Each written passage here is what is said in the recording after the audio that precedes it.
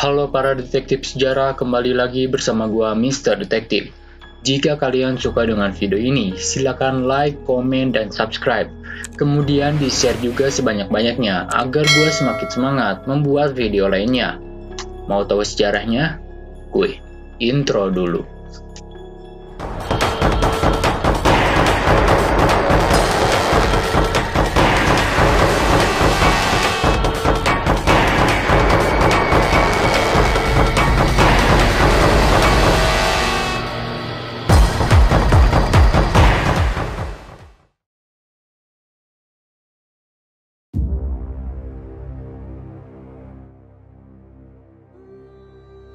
Operasi Mapenduma Papua menjadi ekspedisi mengerikan dan merupakan pertaruhan hidup dan mati yang dilakukan oleh 26 orang ekspedisi yang menamai dirinya sebagai Ekspedisi Lawrence 95. 8 Januari 1996. Masuklah sebuah laporan ke Kodim Jayawijaya dan langsung meneruskan laporan itu kepada Kodam Trikora pada saat itu.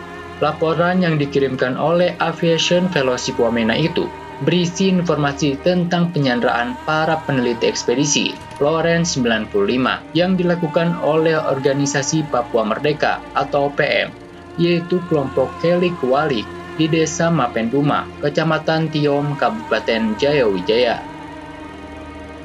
Dan menurut laporan, dari 26 sandera itu, 7 orang diantaranya adalah warga negara asing, diantaranya 4 negara orang Inggris, 2 orang Belanda, seorang warga negara Jerman, dan 1 bayi berusia 6 bulan. Dengan segera, Kodam Trikora mengirimkan pasukan gabungan dan disusul oleh Kopassus pada saat itu. 13 Januari 1996, 9 sandera dibebaskan dari Desa Jigi, Kecamatan Tiom. Mereka terdiri dari 4 karyawan puskesmas, 3 aparat desa, dan 2 guru SD di Mapenduma. Namun upaya negosiasi ini pun terjadi begitu lama. Dikirimkanlah sebuah helikopter yang berisi makanan dan obat-obatan, serta 3 tokoh agama, yaitu Paul Bourkat selaku ketua misionaris, serta 2 anggotanya, yaitu Andreas van der Boel dan Uhuanus Kobai. Ketika tokoh agama itu dikirim untuk bernegosiasi dengan OPM agar dengan mudah membebaskan sandera dengan cara damai. Alhasil langkah itu pun berhasil. Di hari pertama, mediasi berhasil membawa pulang Frank Momberg, warga negara Jerman, anggota WWF. Di hari lainnya, penyandera kembali membebaskan 2 orang sandera, yaitu Ola Yakobus Mindipa bersama sang bayi. 19 Januari 1996, PBB mulai melibatkan diri. Boutros Ghali selaku Sekjen PBB meminta agar para sandera dibebaskan. Pada 7 Februari 1996, Komite Palang Merah Indonesia mengirimkan sebuah tim untuk membantu upaya pembebasan sandera. Namun lokasi penyanderaan itu telah berubah menuju ke Selama. Pada 4 Maret 1996, Moses Weror, pemimpin Dewan Revolusi OPM, menyatakan keinginan untuk bernegosiasi dengan pemerintah Indonesia dan menyebut sejumlah nama mulai dari Megawati Soekarno Putri, Ketua MPR dan DPR, Wahono, dan Menteri Luar Negeri, yaitu Ali Alatas. Moses ingin nama-nama tersebut dihadirkan dalam negosiasi nantinya. Karena upaya mediasi ini begitu lama, yaitu 129 hari, terdapat insiden yang dilakukan oleh Letda Sanuarif, yakni terjadi pada 5 April 1996. Letda Sanuarif yang bertugas dalam operasi pembebasan sandera di Mapenduma menembak mati 16 orang, 3 perwira Kopassus, 8 pasukan Kostrad, serta 5 warga sipil tewas di Brondong, senjata otomatis pada saat itu.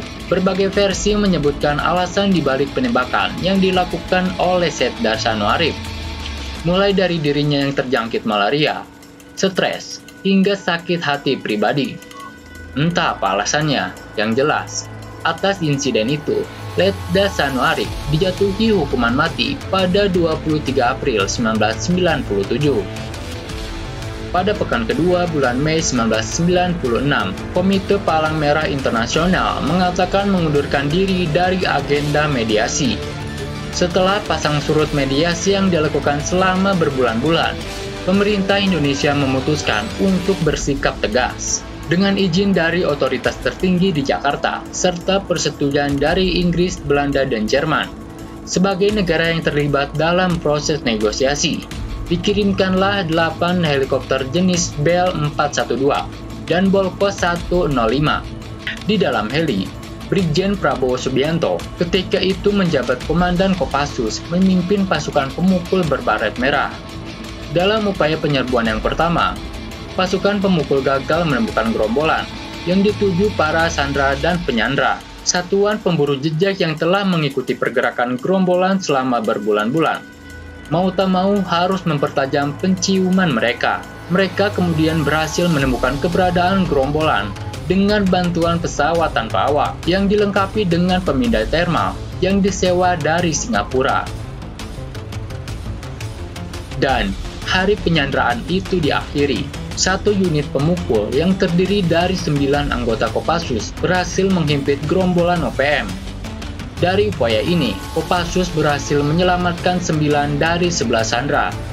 2 orang sandera lainnya, yakni Navi Panekenan dan Yosias Matias Lasemuhu, tewas di bacok OPM.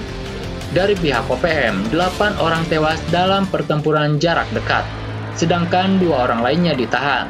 Operasi ini dirancang begitu matang, dengan melibatkan Kesatuan Marinir, Batalion 330, dan Batalion Organik Trikora sebagai pasukan penyekat. Operasi pembebasan ini didukung oleh total 400 personil gabungan. Dan jumlah tersebut, 5 orang tentara gugur akibat jatuhnya helikopter saat penyerbuan. Bagaimana menurut kalian? Jika kalian suka dengan video ini, silakan like, komen sebanyak-banyaknya, agar gue semakin semangat bikin video lainnya. Gua Mr. Detektif, cabut dulu.